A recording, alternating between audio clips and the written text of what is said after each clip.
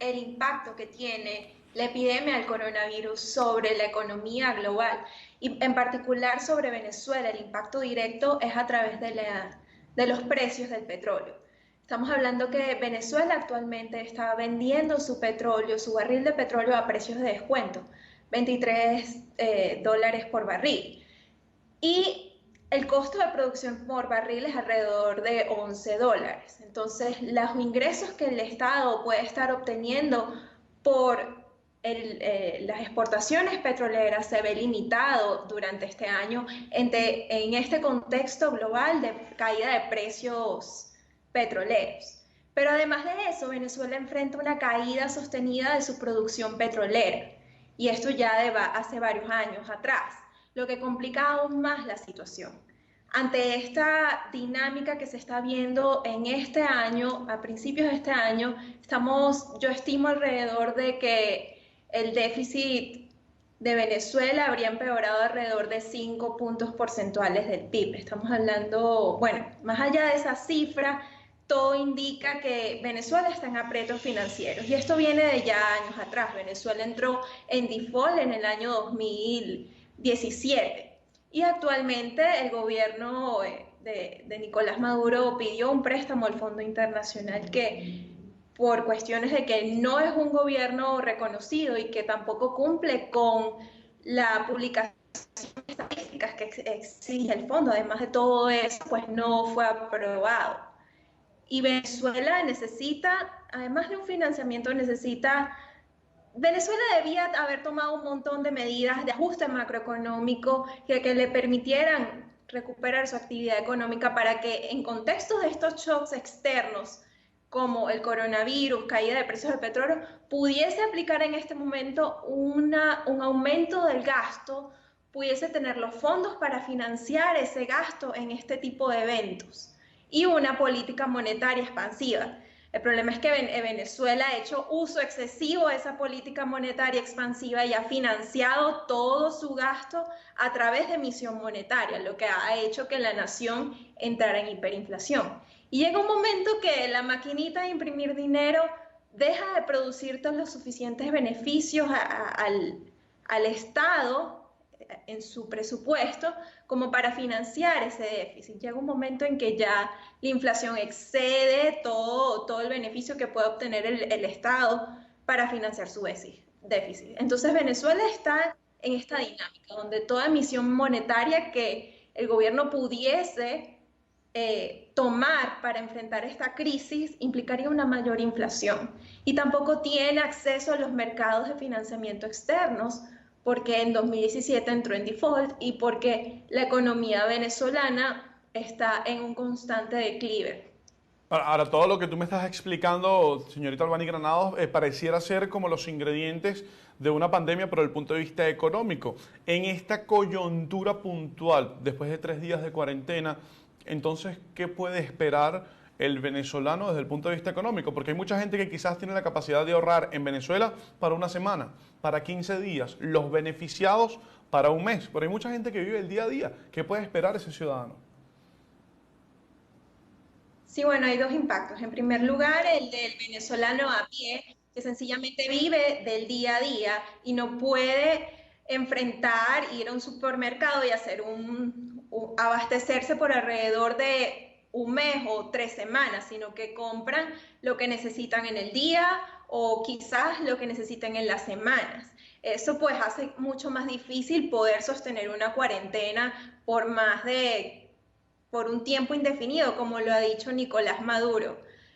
Eso por ese lado. Por otro lado está la generación de ingresos. ¿Cómo hace aquellos venezolanos que dependen del día a día, como los trabajadores de servicio doméstico, la gente en la industria del transporte, taxistas, que dependen del día a día y necesitan trabajar día a día para poder generar ingresos y poder subsistir?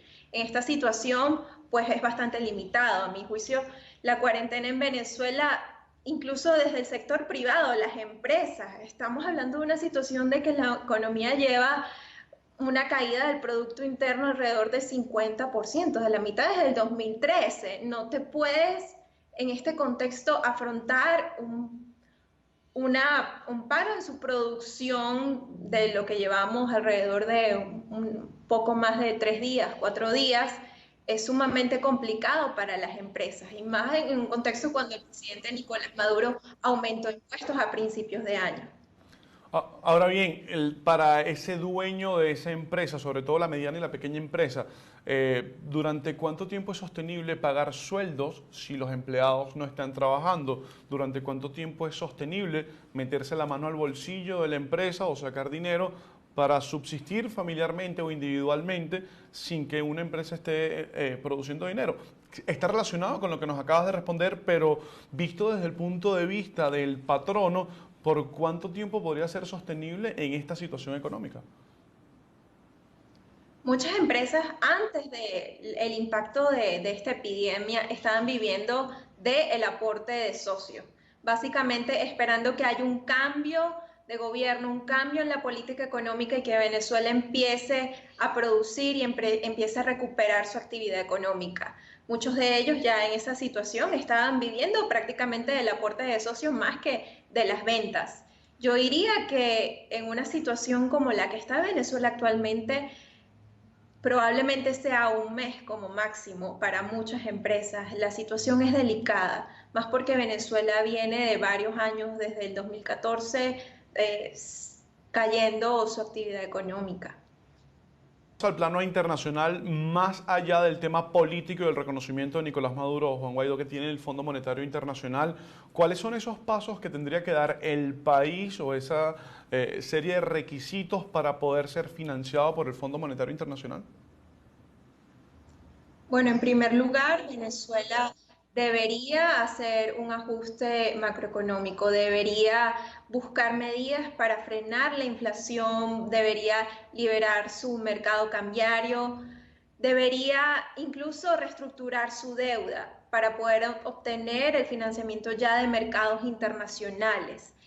Más allá de eso, Venezuela, las instituciones formales como el Banco Central debería publicar cifras actualizadas de Venezuela y constantes.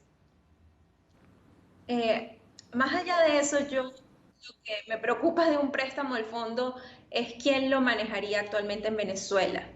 Actualmente el país no tiene las instituciones creíbles como para manejar un préstamo de alrededor de 5.000 millones de dólares. Estamos hablando de hacia dónde irán esos fondos, quién va a ser Contraloría de esos fondos. El presidente Nicolás Maduro, quien venga más allá del contexto político, tendría que dejar entrar a la misión del Fondo Monetario Internacional. Eso sería algo muy, muy positivo para Venezuela. Pienso que Venezuela necesita la asistencia técnica, no solamente financiera, de un organismo multilateral como lo es el Fondo Monetario. Sin embargo, me preocupa mucho la calidad institucional de nuestro país como para manejar ese tipo de fondos. En teoría tendría que ser la Asamblea Nacional el órgano contralor del Poder Ejecutivo en ese caso cuando tiene un préstamo de esa magnitud. Bueno, también el fondo debería ser una contraloría de a dónde van esos desembolsos que realiza este organismo.